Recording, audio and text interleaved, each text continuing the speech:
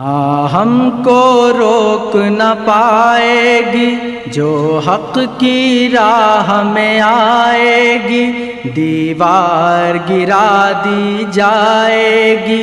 ہم کو روک نہ پائے گی جو حق کی راہ میں آئے گی۔ اللہ کے سیدنا علی سے سماع ثابت کرنے کے لیے ایک بڑی عجیب، سب سے پہلی جو دلیل پیش کی وہ بڑی ویسے ہوتا یہ ہے کہ جو دلیل پہلی ہوتی ہے نا، انسان کی فطرت ہے، وہ اس کے نزدیک کبھی اور ٹھوس دلیل ہوتی ہے اور واضح ہوتی ہے، جو اس سے وہ مدعا واضح ہو رہا ہوتا ہے تب وہ پیش کرتا ہے۔ اچھا جی، وہ کیا پیش کی؟ وہ دلیل انہوں نے پیش کی ہے تاریخ الکبیر امام بخاری رحمہ اللہ کی کتاب سے، اچھا جی، حسن سند کے ساتھ، اس کی سند بھی حسن ہے جی ٹھیک ہے۔ وہ روایت اس طرح ہے کہ عبداللہ بن جابر عبدی سے روایت ہے، وہ انیل حسانی حسن سے بیان کرتے ہیں کہ انی عند علی رضی اللہ عنہ، میں علی رضی اللہ عنہ کے پاس تھا، اس جاءت الصیحۃ من دار عثمان، جب سیدنا عثمان رضی اللہ عنہ کے گھر سے چیخ کی آواز، یعنی جب ان کی شہادت ہوئی تو میں عثمان رضی اللہ عنہ کے پاس تھا۔ تو انہوں نے بتانے کی کوشش کی کہ حسن بصری تو اس وقت سیدنا علی رضی اللہ عنہ کے پاس تھے جب شہادت عثمان ہوئی ہے۔ اچھا جی، تو حالانکہ بڑی عجیب بات ہے کہ انہوں نے تھوڑا سا بھی غور نہیں کیا، سب سے جو بنیادی دلیل پیش کی حسن بصری کے سیدنا علی رضی اللہ عنہ سے سماع کی، تو وہ حسن بصری نہیں ہے بلکہ وہ حسن بن علی ہیں رضی اللہ عنہ، وہ تو حسن بن علی رضی اللہ عنہ۔ الاصابہ فی تمجید الصحابہ کے اندر حافظ بن حجر رحمۃ اللہ جلد 545 پہ ایک روایت ذکر کی ہے، جس سے واضح طور پتہ چلتا ہے کہ عبداللہ بن جابر عبدی کی جو روایت ہے حسن سے، وہ حسن بن علی ہیں رضی اللہ تعالی عنہما۔ جی، ایک بات ہو گئی ہے۔ دوسری بات یہ ہے کہ آپ اس اثر کو کسی بھی انسان، کسی بھی عالم نے دنیا جہان میں حسن بصری کا علی کے سماع کے حوالے اس کو پیش ہی نہیں کیا، حالانکہ پیش کر سکے، یعنی حسن رضی اللہ تعالی، حسن بن علی کو حسن بصری بنا دیا نا، کتنی بڑی غلطی اور خطا ہے، ان کو تحقیق کر لینی چاہیے۔ اصل میں یہ نحمدہ ونصلی علی رسولہ الکریم، اما بعد۔ معزز سامعین، السلام علیکم ورحمۃ اللہ وبرکاتہ۔ ہمارے نزدیک امام حسن بصری رحمہ اللہ کا سماع اور ملاقات حضرت علی رضی اللہ تعالی عنہ سے ثابت ہے۔ ہم نے اپنے اس دعویٰ کے اس بات کے لیے بہت سارے دلائل اپنے پچھلے بیان میں دیے تھے، اور اس میں ہم نے ایک دلیل پیش کی تھی امام بخاری رحمہ اللہ کی کتاب التاریخ الکبیر سے۔ اس پر ہمارے مہربان دوستوں نے کچھ اعتراضات کیے ہیں، اور انہوں نے اس روایت پر جو اعتراض کیا وہ انتہائی عجیب و غریب بھی ہے اور حیران کر دینے والا بھی ہے۔ ان کا اعتراض یہ ہے کہ اس روایت میں عن الحسن سے حضرت حسن بصری رحمہ اللہ مراد نہیں، بلکہ حضرت حسن بن علی رضی اللہ تعالی عنہ مراد ہیں، اور اس کی دلیل انہیں کیا دی کہ ان سے نیچے ہیں عبداللہ بن جابر، اور عبداللہ بن جابر صحابی ہیں، اور وہ حضرت حسن رضی اللہ تعالی عنہ سے روایت کرتے ہیں۔ ہم انشاءاللہ انہوں نے اس سے ملتے جلتے اس پر جو اعتراضات بھی کیے ہیں، ابھی ہم انشاءاللہ ان تمام کا منہ توڑ جواب آپ کے سامنے رکھیں گے پورے دلائل کے ساتھ۔ پہلے ذرا آپ وہ روایت دیکھیں التاریخ الکبیر کی۔ حضرت امام بخاری رحمۃ اللہ علیہ نقل کرتے ہیں ابن حجر سے، آپ کے ثقہ استاد ہیں، اور وہ روایت کرتے ہیں کہ ہم سے بیان کیا حکام نے، اور وہ روایت کرتے ہیں ابی حمزہ عبداللہ بن جابر سے۔ یہ آپ نے پورے نام پر غور کرنا ہے، کنیت بھی موجود ہے، نام بھی موجود ہے، اور وہ روایت کرتے ہیں حسن رضی اللہ تعالیٰ عنہ سے کہ میں حضرت علی رضی اللہ تعالیٰ عنہ کے پاس تھا جب حضرت عثمان رضی اللہ تعالیٰ عنہ کے گھر سے چیخ و پکار کی آواز سنائی دی۔ اس سے معلوم ہوتا ہے کہ امام حسن بصری رحمہ اللہ سیدنا علی رضی اللہ تعالیٰ عنہ کے پاس بیٹھتے تھے، آپ کی گفتگو سنتے تھے اور آپ سے استفادہ کرتے تھے۔ ہمارا کہنا ہے کہ یہاں پر حضرت حسن سے مراد حسن بصری رحمہ اللہ ہیں، اور ایک چھوٹا سا فائدہ سن لیں بطور فائدہ کے بعد کہ رضی اللہ تعالیٰ عنہ لکھنے سے لازم نہیں آتا کہ وہ صحابی ہی ہو، کیونکہ پرانے زمانے میں بہت سارے مصنفین محدثین ایسے تھے کہ جو اپنے اساتذہ کے ساتھ، بزرگوں کے ساتھ رضی اللہ تعالی عنہ کا لفظ لکھ دیتے تھے۔ تو یہ جملے لکھنے سے لازم نہیں آتا کہ وہ صحابی ہی ہو، اس کی بہت ساری مثالیں آپ کو کتابوں میں مل جائیں گی۔ اچھا، یہاں پر حسن سے نیچے جو راوی ہے ابو حمزہ عبداللہ بن جابر، ہم نے دیکھنا یہ ہے کیا کتب جرح و تعدیل میں کوئی راوی ایسا ہے جس کا نام ابو حمزہ عبداللہ بن جابر ہو، اس کے اساتذہ میں امام حسن بصری رحمہ اللہ کا نام ہو اور اس کے شاگردوں میں حکام کا نام موجود ہو؟ تو آئیے چلتے ہیں، ہم آپ کو کتاب دکھاتے ہیں۔ کتاب ہے حضرت علامہ ابن حجر عسقلانی رحمۃ اللہ علیہ کی تہذیب التہذیب۔ روایت پر غور کیجئے، عبداللہ بن جابر ابو حمزہ، اور کہتے ہیں کہ اس کو ابو حازم البصری بھی کہا جاتا ہے۔ التاریخ الکبیر میں کیا نام تھا؟ ابو حمزہ عبداللہ بن جابر، یہاں پر نام بھی وہی ہے، کنیت بھی وہی ہے۔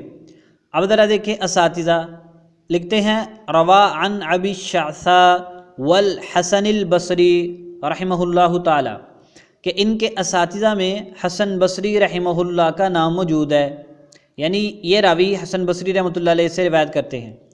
اب ذرا ان کے شاگردوں پر غور کیجئے، وعنہ ہارون بن موسیٰ النحوی وحکام بن سلم، اور وہاں پر اس کا شاگرد کون تھا؟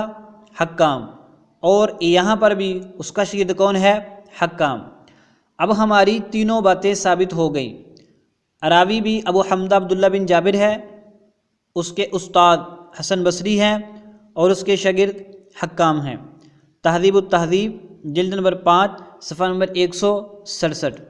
اس سے معلوم ہوا کہ حضرت امام بخاری رحمۃ اللہ علیہ نے جو روایت نقل کی ہے التاریخ الکبیر میں، وہ امام حسن بصری رحمہ اللہ کی ہی ہے، وہ روایت حضرت حسن بن علی رضی اللہ تعالیٰ عنہ کی نہیں ہے۔ ہم نے اپنا استدلال پیش کر دیا۔ اب ہمارے مہربان نے جو استدلال کیا وہ کیا ہے کہ عبداللہ بن جابر حضرت امام حسن رضی اللہ تعالیٰ عنہ سے روایت کرتے ہیں۔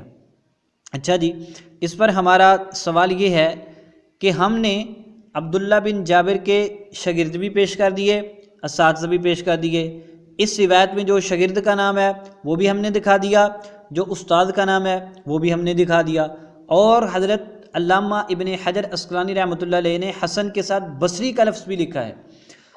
اس سے معلوم ہوتا ہے کہ جہاں پر جو ابو حمزہ عبداللہ بن جابر ہے یہ وہی ہے جو حضرت حسن بصری رحمہ اللہ کا شاگرد ہے۔ انہوں نے صرف استاد کا نام دیکھا، شاگرد نہیں دیکھا۔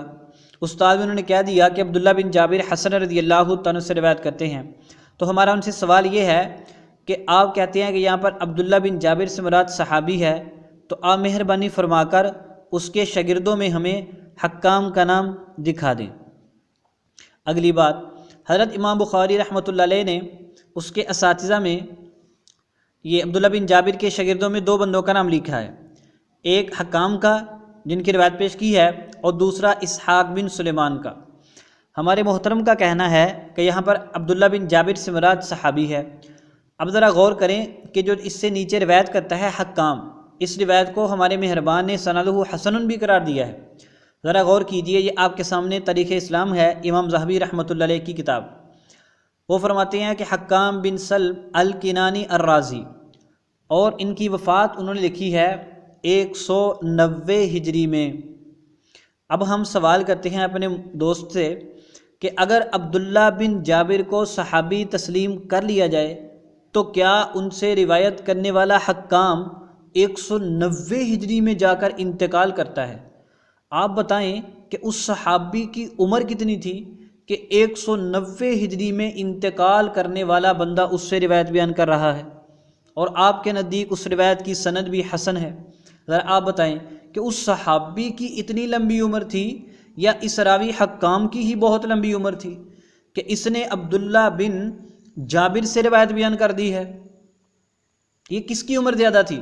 حالانکہ آپ نے خود لکھا ہے اپنے ایک مضمون میں جو رتن ہندی کے بارے میں امام مسلم رحمۃ اللہ علیہ کے حوالے سے، کہ سیدنا ابو الطفیل رضی اللہ عنہ 100 ہجری میں فوت ہو گئے، اور یہ رسول اللہ صلی اللہ علیہ وسلم کے صحابہ میں سے سب سے آخر میں فوت ہوئے۔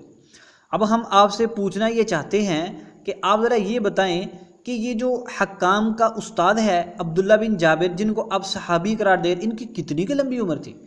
اب آپ کی اس بات سے معلوم ہوتا ہے کہ 100 ہجری تک صحابہ ختم ہو گئے تھے۔ اب کیا حکام کی اتنی ہی لمبی عمر تھی کہ وہ اتنا عرصہ پہلے فوت ہو جانے والے صحابی سے روایت بیان کرتے ہیں؟ اس سے معلوم ہوتا ہے کہ یہاں پر عبداللہ بن جابر سے مراد صحابی نہیں بلکہ کوئی اور راوی ہے۔ دوسرا والا، انہوں نے نیچے اسحاق بن سلیمان کا ذکر بھی کیا، یہ آپ کے سامنے تاریخ اسلام ہے، غور کیجئے۔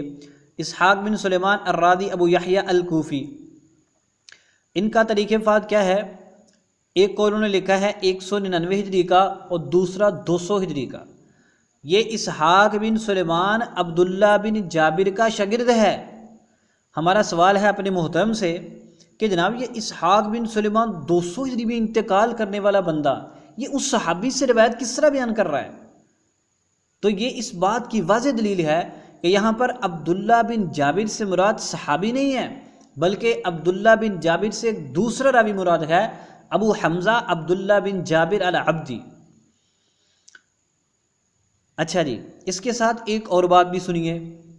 تو پیچھے ہم نے جو دو باتیں کی ہیں نا، ہمارے مہربان کے اوپر ضروری ہے وہ بتائے کہ صحابی کی عمر اتنی زیادہ سی کہ یہ 100 ہجری سے بھی پار کر گئی تھی، یا یہ دونوں راوی ہی بہت زیادہ عمر کے تھے کہ جو اتنی لمبی عمر پائی کہ انہوں نے عبداللہ بن جابر سے روایت بیان کرتے تھے، اور حکام کی روایت کو تو آپ نے سند حسن بھی قرار دیا ہے۔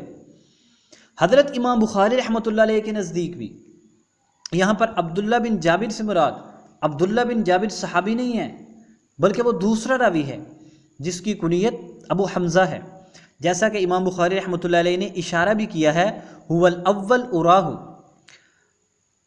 اس کی دلیل کیا ہے کہ امام بخاری رحمۃ اللہ علیہ نے عبداللہ بن جابر العبدی صحابی کا تذکرہ التاریخ الکبیر میں الگ سے کیا ہے، جلد نمبر 5 صفحہ نمبر 59 پر، یہ آپ کے سامنے ہے، اور وہاں پر عبداللہ بن جابر کے شاگردوں میں حکام کا نام تک نہیں ہے۔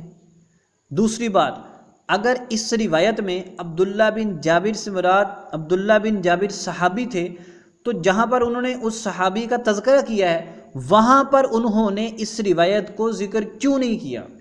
اس سے معلوم ہوتا ہے کہ حضرت امام بخاری رحمۃ اللہ علیہ بھی اس روایت میں عبداللہ بن جابر سے صحابی مراد نہیں لیتے بلکہ ایک الگ راوی مراد لیتے، اور امام بخاری رحمۃ اللہ علیہ کے نزدیک بھی حضرت امام حسن بصری رحمۃ اللہ علیہ کا سماع حضرت علی رضی اللہ تعالیٰ عنہ سے ثابت ہے، جیسا کہ ہم نے آپ کو پچھلے بیان میں العلل الکبیر للترمذی کے حوالے سے بیان کیا تھا۔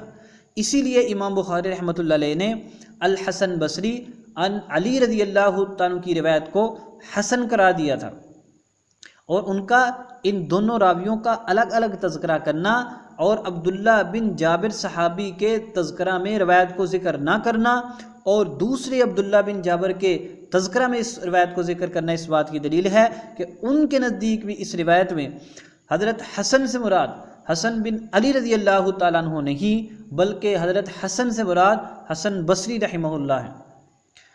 اگلی بات سنیے، اگر کوئی شخص الجرح والتعدیل ابن ابی حاتم سے حوالہ پیش کرے کہ انہوں نے کہا کہ یہاں پر عبداللہ بن جابر سے مراد عبداللہ بن جابر العبدی ہے، تو ہم کہتے ہیں کہ یہ حضرت امام آتے ہیں کہ مجھ سے بیان کیا، میں نے سنا اپنے باپ کو فرماتے ہوئے کہ عبداللہ بن جابر یہ وہی ہے جو روایت کرتا ہے حسن سے کہ بے شک وہ علی رضی اللہ عنہ کے پاس تھے۔ یہ بات بالکل کمزور ہے، یہ بات حضرت امام ابن ابی حاتم رحمۃ اللہ علیہ کو بھی تسلیم نہیں ہے۔ کیوں کہ اگر ہم یہاں پر تسلیم کر لیں کہ عبداللہ بن جابر سے مراد صحابی ہے تو انہوں نے بھی اس کے شاگردوں میں لکھا ہے اسحاق بن سلیمان رازی کا نام، اور پیچھے ہم آپ کو بتا چکے ہیں کہ اسحاق بن سلیمان کا انتقال 200 ہجری میں ہوا تھا، تو آپ کو یہ بتانا پڑے گا کہ عبداللہ بن جابر بہت لمبی عمر کا صحابی تھا کہ 100 ہجری سے بھی اس کی عمر کراس کر گئی تھی، اور یا آپ کو یہ ثابت کرنا پڑے گا کہ اسحاق بن سلیمان الرازی بہت بڑی عمر کا تھا۔ دوسری بات، حضرت امام ابن ابی حاتم رحمۃ اللہ علیہ کا اپنا طرز بھی یہی بتلاتا ہے کہ وہ بھی اس بات کو مشکوک سمجھتے ہیں۔ اس کی دلیل کیا ہے کہ انہوں نے آگے عبداللہ بن جابر ابو حازم یا ابو حمزہ کا تذکرہ الگ سے کیا ہے، اور اس کے شاگردوں میں انہوں نے اسحاق بن سلیمان الرازی کا نام لکھا ہے۔ قال ابو محمد کے حوالے سے ذرا آپ غور کر لیں، اس سے معلوم اب دیکھیں یہ کس طرح ہو سکتا ہے کہ عبداللہ بن جابر جو ہماری تحقیق کے مطابق تبع تابعی ہے، یہ تو تابعی نہیں بنتا، اور آپ اس کو صحابی بنانے پہ تلے ہوئے ہیں۔ اس سے روایت کرنے والے اسحاق بن سلیمان الرازی ہیں، وہ اسحاق بن سلیمان اس سے بھی روایت کرتے ہیں تبع تابعی سے، اور ایک صحابی سے بھی روایت کرتے ہیں، اور انتقال ان کا ہو رہا ہے 200 ہجری میں جا کر۔ یہ کتنی کی لمبی عمر تھی ان کی؟ تو پیچھے جو انہوں نے ذکر کیا ہے نا وہ روایت وہ بالکل ٹھیک نہیں ہے۔ آگے سنیے، ہمارے مہربان نے ایک بہت بڑا دعویٰ کیا کہ التاریخ الکبیر کی روایت سے کسی بندے نے حضرت امام حسن بصری رحمہ اللہ کے حضرت علی رضی اللہ تعالیٰ عنہ سے سماع پر استدلال نہیں کیا اور اس کے لیے پیش نہیں کیا۔ جناب غلام مصطفیٰ ظہیر امن پوری صاحب اور ابو یحییٰ نور پوری صاحب، آپ کی یہ انتہائی شدید غلطی ہے اور آپ کی بھول ہے، اور یہ آپ کا دعویٰ بالکل فضول اور باطل ہے۔ یہ آپ کے سامنے کتاب ہے اکمال تہذیب الکمال، یہ بہت بڑے محدث علامہ مغلطائی رحمۃ اللہ علیہ کی کتاب ہے۔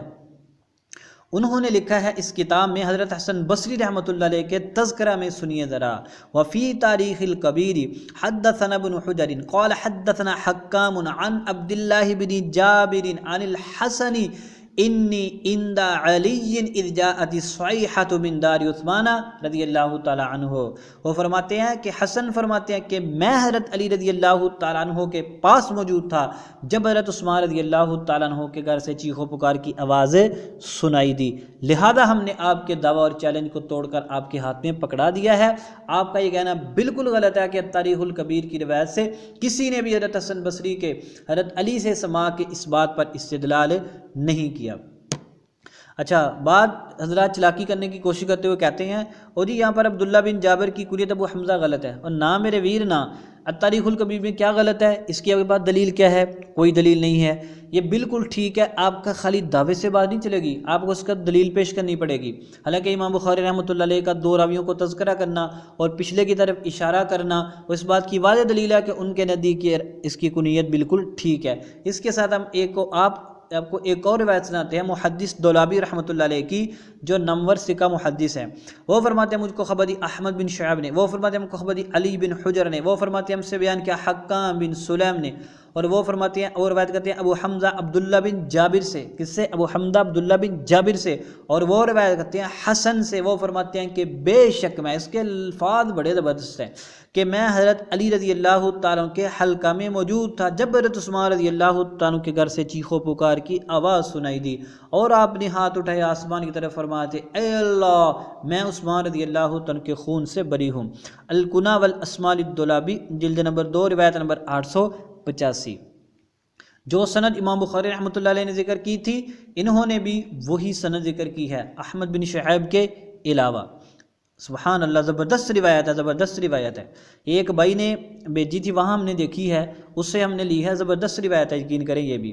حضرت علی رضی اللہ تعالیٰ کا حلقہ لگا ہوا تھا، حضرت امام حسن بصری رحمۃ اللہ علیہ حضرت علی کے شاگرد ہیں، آپ سے استفادہ کیا ہے، آپ سے علم حاصل کیا ہے، آپ سے انہوں نے دین سیکھا ہے، آپ سے بہت سی باتیں سیکھی ہیں۔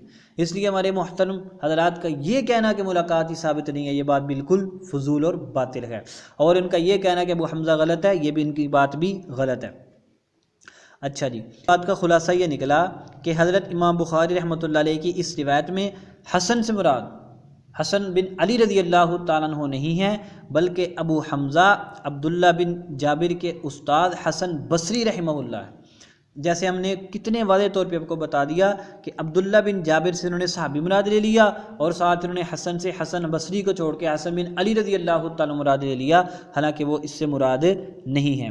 تو ہمارے بھائیوں کو چاہیے کہ وہ اپنی سوچ سے رجوع کرے، اور ان کا یہ کہنا کہ انہوں نے حسن بصری سے حسن بن علی رضی اللہ تعالیٰ سے حسن بصری بنا دیا اور اس کو عجیب و غریب طریقے سے پیش کرنا، یہ بات بالکل غلط اور باطل ہے۔